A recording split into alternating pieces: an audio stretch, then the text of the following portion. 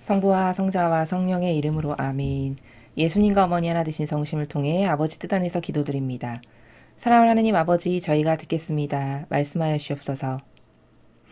저희들의 사고방식과 정신과 마음이 인간적인 자아의 종으로, 그리고 제도와 전통에 속아서 인간의 뜻이 교묘하게 만든 제도와 전통을 섬겼던 그 모든 마귀적 사고방식을 모조리 다 뽑아 어머니 발 아래 봉헌드리오니, 이제 이 역겨운 것들을 저희들에게서 다 없애주시고 매일 성경과 메시지를 통해서 가르쳐 주시는 신적인 질서, 아버지가 가지고 계시는 그 나라의 원칙들, 진리, 계명, 이러한 신적인 질서들로 저희의 사고방식을 모두 새롭게 하여 주시옵기를 예수님과 어머니께 간곡히 청원드립니다. 또한 대한민국의 아버지의 충직한 종으로서, 아버지께 속한 일꾼으로서 리더의 역할을 할 수 있는 많은 충직한 종들을 이 대한민국에 보내주시옵기를 하나 되신 성심 안에서 아버지 뜻에 간곡히 청원드리오니 대한민국에 자비를 베풀어 주시옵소서. 이 모든 기도 우리 주 예수 그리스도의 이름으로 기도드리나이다. 아멘. 성부와 성자와 성령의 이름으로 아멘. 안녕하십니까? 하나님의 뜻 성교의 피아수녀입니다. 오늘도 성경 말씀 안에 담겨져 있는 아버지께서 살아가시는 그 아름다운 지고하신 나라의 다양한 원리와 관점과 개념들에 대해서 여러분들과 함께 학습해 보도록 하겠습니다. 2021년 7월 21일 연중제 16주간 수요일입니다. 제1독서 탈출기 16장 1절에서 5절, 9절에서 15절까지의 말씀입니다. 이스라엘 자손들의 온 공동체는 엘림을 떠나 엘림과 시나이 사이에 있는 신 광야에 이르렀다. 그들이 이집트 땅에서 나온 뒤 둘째 달 보름이 되는 날이었다. 이스라엘 자손들의 온 공동체가 광야에서 모세와 아론에게 불평하였다. 이들에게 이스라엘 자손들이 말하였다. 아, 우리가 고기 냄비 곁에 앉아 빵을 배불리 먹던 그때 이집트 땅에서 주님의 손에 죽었더라면, 그런데 당신들은 이 무리를 모조리 굶겨 죽이려고 우리를 이 광야로 끌고 왔소? 주님께서 모세에게 말씀하셨다. 이제 내가 하늘에서 너희에게 양식을 비처럼 내려줄 터이니 백성은 날마다 나가서 그날 먹을 만큼 모아들이게 하여라. 이렇게 하여 나는 이 백성이 나의 지시를 따르는지 따르지 않는지 시험해 보겠다. 엿새 날에는 그날 거두어들인 것으로 음식을 장만해 보면 날마다 모아들이던 것에 갑절이 될 것이다. 모세가 아론에게 말하였다. 이스라엘 자손들의 온 공동체에게 주님께서 너희의 불평을 들으셨으니 그분 앞으로 가까이 오너라 하고 말하십시오. 아론이 이스라엘 자손들의 온 공동체에게 말하고 있을 때 그들이 광야 쪽을 바라보니 주님의 영광이 구름 속에 나타났다. 주님께서 모세에게 이렇게 이르셨다. 나는 이스라엘 자손들이 불평하는 소리를 들었다. 그들에게 이렇게 일러라. 너희가 저녁 어스름에는 고기를 먹고 아침에는 양식을 배불리 먹을 것이다. 그러면 너희는 내가 주 너희 하느님임을 알게 될 것이다. 그날 저녁에 메추라기 떼가 날아와 진영을 덮었다. 그리고 아침에는 진영 둘레에 이슬이 내렸다. 이슬이 거친 뒤에 보니 잘기가 땅에 내린 서리처럼 잔 알갱이들이 광야 위에 깔려 있는 것이었다. 이것을 보고 이스라엘 자손들은 그것이 무엇인지 몰라 이게 무엇이냐 하고 서로 물었다. 모세가 그들에게 말하였다. 이것은 주님께서 너희에게 먹으라고 주신 양식이다. 주님의 말씀입니다. 하느님 감사합니다. 자, 이제 홍해바다를 건너 광야를 건너 가나안 땅으로 들어가고자 하는 이제 여정이 시작됐습니다.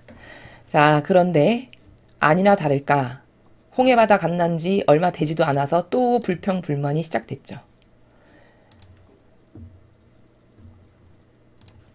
모조리 굶겨 죽이려고 우리를 이 광야로 끌고 왔소. 이러면서 또 불평불만이 시작됐습니다. 자, 그러니까 이제 주님께서 다 들으셨죠? 자, 그 불평을 만한 소리를 들으시고 이제 양식을 내려주겠다. 그러니까 먹을 수 있는 만큼 모아드리라고 해라.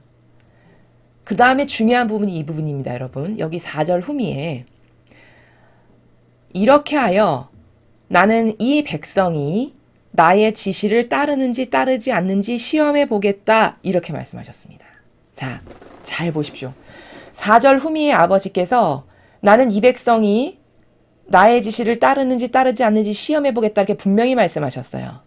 즉 이게 뭐냐면 내가 어떤 것을 선포했을 때 그것을 자신의 뜻으로 받아들여서 즉시 실천하는지 이 백성들이, 아니면 무시하고 간과하는지 내가 이걸 유심히 보겠다, 이 말씀을 하시는 거죠. 자, 놀랍게도 이 정신이 바로 피앗 정신입니다. 요즘의 메시지에서 아버지께서 다양하게 말씀하시는 많은 나라들이 있죠. 그 메시지를 여러분께서 하셔야 될 가장 좋은 방향은 뭐냐면, 자, 오늘 어떤 메시지를 주셨어요. 그러면 그 메시지를 오늘 해설을 들었다. 그럼 듣는 그날 그 즉시 그것을 나의 뜻으로 받아들여서 아버지께서 뭐 요렇게 하거라. 그러면 그것을 바로바로 행하는, 요게 성모님의 피앗 정신을 행하면서 사실적으로 살아가는 사람입니다. 그리고 이걸 가장 좋은 방향이라고 아버지는 여기신다는 거예요. 피앗이 그냥 이름만 거창하고 예뻐서 좋아하는 것은 부족한 것이고, 피앗이 뭔지를 알고 실제적으로 행할 때 그 은총이 나에게 오는 거거든요. 그럼 성모님의 피앗 정신이 뭔지를 가만히 살펴보면, 작은 것 하나도 다 아버지 뜻으로 받아들이셔가지고 심지어 청소를 하시면은, 청소할 때 어떤 종이 땅땅 울리면 아버지가 지금 나를 부르시나? 이렇게 의식하실 만큼이셨다라고 어머니의 피앗 정신을 설명합니다. 그러면 그건 뭘까요? 거기서 핵심은 그 정도로 그 종소리 별거 아니잖아요. 사람은 얼마든지 간과하고 무시할 수 있는 내용들이거든요. 근데 어머니는 어느 정도로 아버지를 항상 의식하고 함께 사셨냐면, 그 작은 종소리 하나까지도 혹시 나 지금 부르시나 아버지가? 이렇게 그것을 인지하실 만큼, 그 정도로 하나 된 나라에서 피앗을 사실적으로 구현하면서 사신 분이 어머니시고, 그래서 어머니의 피앗 정신이 위대하고 아름다운 거거든요. 지금 아버지께서 4절 후미에 니들이 그렇게 양식이 없다고 불평불만을 하니까 그래 내가 양식을 주마. 근데 양식을 주면서 지침을 내려주시잖아요. 비처럼 내려줄 텐데 날마다 나가서 매일매일 먹을 만큼만 모아두려라. 즉 이 말은 쌓아두고 욕심껏 막 많이 갖고 와서 먹는 그런 걸 하지 말라는 말씀이거든요. 내가 매일 풍족하게 줄 테니까 오늘 먹을 거 오늘 거두어 드리는 이 정신으로 살아라를 지금 말씀하시는 거예요. 근데 내가 이렇게 명령한 거를 잘 지키는지 내가 유심히 보겠다. 후미에 말씀하시는 게 그거죠. 그게 바로 이 백성이 내 말을 얼마나 충심으로 받아들여가지고 그 즉시 실천하는 행동이 나오는지를 나는 유심히 살펴보겠다. 요게 피앗 정신이라는 겁니다. 이건 이때만 중요한 게 아니라 성화시대를 열어가는 지금이 그 어느 때보다도 그런 피앗 정신을 구현하는 게 굉장히 중요한 시대다. 이걸 여러분이 꼭 아셨으면 좋겠습니다. 자, 그리고 뭐 오늘 전반적인 내용은 아까 제가 서두에서 말씀드렸다시피 인간이 얼마나 나약한 존재인가. 그럼 이 백성에 이렇게 거듭 반복되잖아요. 이거 지금 이렇게 해서 끝나는 게 아니라 금송아지 만들고 또 불평불만하고 물 없으니까 또 물 달라고 불평, 이게 끊임없이 계속 반복되죠. 그럼 도대체 이 인간에게 이런 나약성과 불평불만이 계속 반복되는 건 왜일까? 이게 인성이 앞서가면서 살면 이렇게 됩니다. 누구나 다 이렇게 됩니다. 인성이 앞서간다는 건 무슨 말이냐면은 인간적이라고 하는, 인간적이라는 건 뭘까요? 다 내가 결부되는, 내가 좋아지고 나에게 이득이 되는 것이 결부되는, 이게 인간적인 나라거든요. 그 인간적인 나라에서 다람쥐 쳇바퀴 돌듯이 계속 살면 이 백성처럼 밖에는 반향할 수 없는 게 한계입니다. 그러니까 예를 들어 다니엘처럼 반향하는 건 죽었다 깨나도 이 상태에서 나올 수가 없는 겁니다. 정신의 개혁과 변혁이 일어나지 않는다면은. 그럼 정신의 개혁과 변혁이 일어난다는 거는 무슨 말이냐? 신적인 사고방식을 할 때만 이런 오류의 나라에서 살지 않을 수 있어요. 여러분이 이런 진리를 계속 반복적으로 규칙적으로 들으면서 학습을 하시는 이유가 뭘까요? 그 정신으로 여러분의 정신이 계속 새로워지실 때만 여러분은 이 백성이 했던 오류를 똑같이 반복하지 않을 수 있다는 말씀입니다. 이거는 인간적이다라는 것에서 그것이 얼마나 나쁜 것인지를 깨닫고 거기서 나오지 않는 한 절대 고칠 수 없습니다. 자아의 종으로 산다? 이러면 이 나라에서 나올 수 없어요. 다 이렇게 이 백성처럼 어느 것에서건 걸리게 되어 있습니다. 뭐 불평불만을 안 하면 뭐 시기 질투를 한다든가, 뭐 남과 비교를 한다든가, 아니면 뭐 사욕과 욕망으로 어떤 다른 것을 탐낸다든가, 기타 등등의 다른 모든 것에 부작용이 끼을 수밖에 없는 게 인간적으로 살아가는 나라입니다. 그래서 인간적이라고 하는 나라에서 우리가 탈출하지 않으면 이 백성과 똑같은 사고방식의 나라에서 살 수밖에 없다. 그리고 또 하나의 문제는 뭐냐면 이 백성이 이런 사고방식을 계속적으로 반복적으로 하는 것은 이게 감성주의자의 한계다라는 겁니다. 그럼 감성주의자라는 게 뭘까요? 감성주의는 어떤 논리적으로 이게 타당하고 맞아 해서 이게 절대적으로 따라야 될 규칙이고 원칙이야 해서 그것만을 따르는 지적인 사고방식을 하는 게 아니라 매일 시시각각 변하는 나의 감정이 있죠. 매일 시시각각 달라지는 나의 논리체계. 매일 시시각각 달라지는 내가 옳다라고 믿는 다양한 기준들. 이것에 의해서 어떤 날은 A를 선택했다가 어떤 날은 B를 선택했다가 어떤 날은 C를 선택하기도 하고. 이게 감성주의자거든요. 그럼 여기는 원칙이 있냐? 원칙 없습니다. 여기 어떤 따라야 될 규칙이나 질서가 있냐? 규칙이나 질서 없습니다. 여기는 오로지 따라야 될 것이 뭐냐? 자신의 감성이 충족되는 것, 내 감성이 기쁜 것, 내 감성이 원하는 것, 그것만을 따르는 게 감성주의자들의 문제입니다. 이 백성은 지금 이런 반복적인 오류를 항할 수밖에 없는 게 바로 인간적인 그 경향에 빠져 있고 감성주의자이기 때문에 이런 끊임없이 반복되는 부족한 하나님 앞에 역겨운 사고방식을 하고 있는 것이다. 라는 것이 오늘 이 일독서를 통해서 우리가 발견해야 될 나라입니다. 그럼 우리는 그렇게 안 하려면, 이 백성처럼 하나님께 모욕을 안 드리려면 어떻게 해야 될까? 그 나의 인간적인 속성을 계속 없애고 이런 매일 배우는 신적인 원리로 나의 사고방식을 매일 새롭게 하는 것. 그리고 감성주의자가 되지 않도록 조심해야 되는 것. 그 감성주의자가 안 되려면 항상 어떤 게 옳은가? 옳은 것을 따르는 게 좋죠.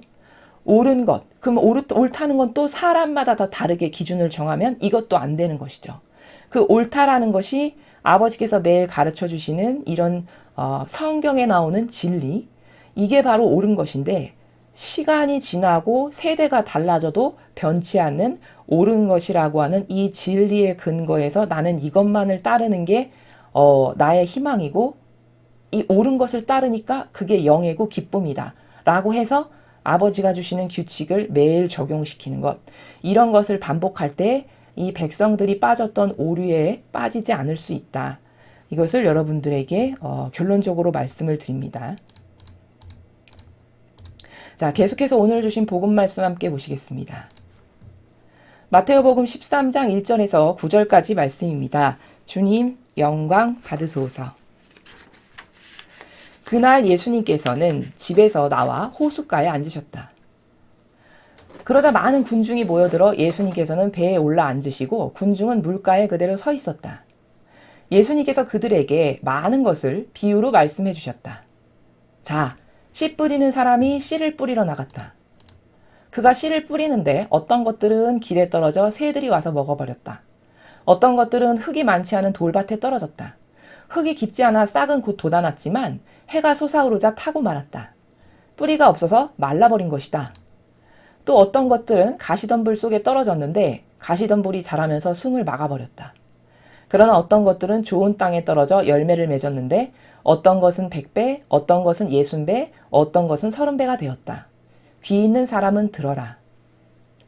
주님의 말씀입니다. 그리스도님 찬미합니다. 많이 들어보셨던 복음의 내용이죠. 씨 뿌리는 사람의 그 비유. 자, 이 씨 뿌리는 사람의 비유에서 가장 중요한 결론은 뭐냐면 반향에 따라 맺는 열매가 다 다른 것이다 라는 겁니다. 여기 지금 여러 종류의 땅이 등장하죠. 여기 보면은 씨를 뿌리러 나갔는데 길에 떨어진 씨가 있고 또 흙이 많지 않은 돌밭에 떨어진 씨가 있고 그리고 세 번째는 가시덤불 속에 떨어졌고 그 다음 네 번째는 좋은 땅에 떨어졌다. 이렇게 말씀을 하셨습니다. 자, 이렇게 돌밭, 길, 가시덤불, 좋은 땅으로 비유하셔서 이렇게 각기 다른 땅에 떨어졌다라고 말씀하시는 이 비유는 어떤 것이냐면 땅이 어떻게 반향했냐라는 것을 말씀하시는 거예요.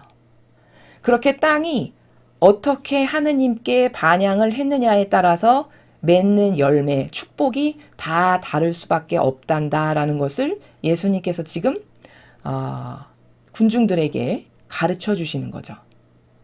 자, 특별히 여기서 좋은 땅에 떨어진 것 이렇게 말씀을 하시는데 그럼 좋은 땅에 떨어져서 열매를 맺었다라는 건 어떤 건가?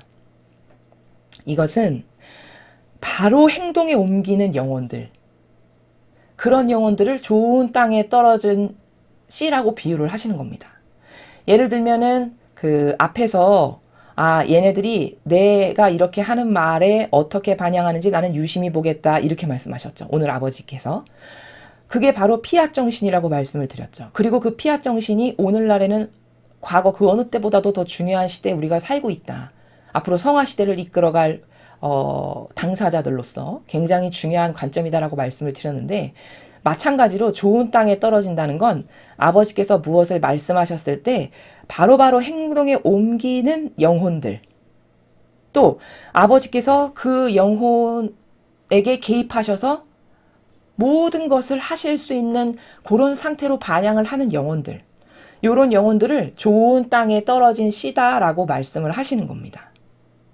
그렇게 반향이 좋은 영혼, 그런 것은 많은 열매를 맺게 된다라고 지금 이렇게 말씀을 하셨죠. 자, 그래서 이 반향이 얼마나 중요한가 하면요. 수많은 예언서에서요. 이렇게 말씀하시죠. 내가 이 백성에게 이렇게 해야 되겠다. 예를 들면 여러분이 가장 이해하시기 쉬운 케이스로 설명을 드리면 아브라함이 그 니네베, 아버지께서 니네베를 이제 도저히 안 되겠어. 저렇게 악하니까 멸망시켜야 되겠다. 소돔과 고모라요. 소돔과 고모라를 멸망시켜야 되겠다. 이렇게 하셨을 때 아브라함이 어떻게 말씀을 드렸죠? 의인 단 몇 명이라도 계속 줄여가면서 단 10명만이라도 있으면 멸망 안 시키시겠습니까? 이렇게 계속 청원을 드리고 간구를 하죠. 거기서 우리가 하나 발견할 수 있는 게 뭐냐면 자, 처음에는 멸망시켜야 되겠다. 이게 아버지의 최초 의지셨어요. 저걸 다 쓸어버려야 되겠다. 그 최초 의지셨는데 똑바로 반향하는 영혼 하나가 아브라함이 있었던 거죠. 그 하느님의 의노를 누그러뜨려 드릴 수 있는, 올바르게 반향해서. 그래서 그가 어떻게 반향을 하죠? 아버지, 그러면 아버지가 이런 분이라고 생각할 텐데 그러면 안 되지 않습니까? 아버지는 이렇게 공의롭고 이런 분이신데 기타 등등을 막 아버지를 설득을 하죠. 그러면서 의인 50명이었다가 점점 줄여서 10명만 있어도 아버지 살려주십시오. 이런 나라에서 반향을 해요. 그러니까 하느님께서 그래, 내가 그러면 너의 그 올바르된 반향을 봐서 10명만 있어도 내가 멸하지 않겠다. 이렇게 하시죠. 자, 거기서 발견할 수 있는 중요한 관점이 뭐냐? 처음 의지는 멸망시켜서 저것들을 죽여버려야지. 이게 최초의 의지셨는데 똑바로 반향하는 영혼이 아버지 제발 살려주십시오 하니까 그래, 그럼 10명만 있어도 내가 살려주마. 이렇게 확 다운시켜 주시죠. 바로 요게 뭐냐? 반향의 중요성이 얼마나 중요한가를 그 아브라함이 하느님께 말씀드리던 나라, 그 나라를 통해서 우리가 사실적으로 확인할 수 있다는 겁니다. 그럼 오늘 여기서 예수님께서 말씀하신 반향에 따라서 맺는 열매가 이렇게 다 다르다라고 하는 거는 원리고, 그 일례의 예시를 하나 우리가 구약에서 창세기에서 바라볼 수 있는데 딱 보니까 아브라함이 그렇게 하느님께 간곡한 청원으로, 하느님께 정말 충실하고 신실한 영혼이었죠. 의탁하고 정말 한결같았던 그 영혼이 올바른 반향을 딱 해서 아버지께 위로도 드리고 이런 당위성의 말씀도 드리면서 저를 보셔서 제가 이렇게 그러면 10명만 있어도 용서해 주십시오. 이렇게 하니까 그 말씀을 받아들이셔가지고 그래, 그럼 내가 너의 말을 받아들여서 그렇게 하마 하고 확 줄여주시잖아요. 요렇게 반향이라는 거는 이 정도로 중요한 겁니다. 어떻게 반향하는가는 너무너무 중요한 거라는 것을 아브라함의 그 케이스에서도 볼 수 있어요. 다른 예언서에서도 이런 비슷한 경우를 많이 우리가 찾아볼 수 있습니다. 그래서 이 반향은 이 마지막 시대를 또 연결져서 말씀을 드리면 고로 아브라함 때 그러했으니까 이 마지막 시대도 저희 사명이 여러분이 많은 배상과 보속을 드리는 것이 중요하고 그러면 징벌이 단축되고 예상보다 훨씬 축소될 수 있다라고 말씀을 드리는 게 그냥 무작정 저희의 의견을 말씀드리는 게 아니라 이렇게 성경의 근거에서 반향이 얼마나 중요한가. 그리고 그 반향에 따라서 아버지께서 심지어 징벌도 줄여주셨던 그 아브라함의 경우를 보면 아 진짜 그렇구나. 그러니까 1억 톤으로 내려칠 것을 많은 영혼이 이 나라와 인류가 지은 죄, 내가 지은 죄를 배상과 보속하는 마음으로 많은 기도와 희생과 배상과 보속 이런 걸 한다. 그럼 1억 톤짜리의 무게가 확 줄어들고 뭐 기간이 단축되고 이런 게 실제적으로 적용되는 것이 하느님의 다스림이다. 이걸 우리가 오늘 이 원리의 근거에서 아브라함의 케이스를 보면 확증이 되는 것이죠. 그래서 그렇게 반향은 중요한 것이다라는 걸 여러분들께서 오늘 이 복음을 통해서 이해하시면 됩니다. 그래서 오늘 복음에서는 반향의 중요성에 대해서 배웠고 그 다음에 일독서에서는 인간이 얼마나 나약한 존재인가.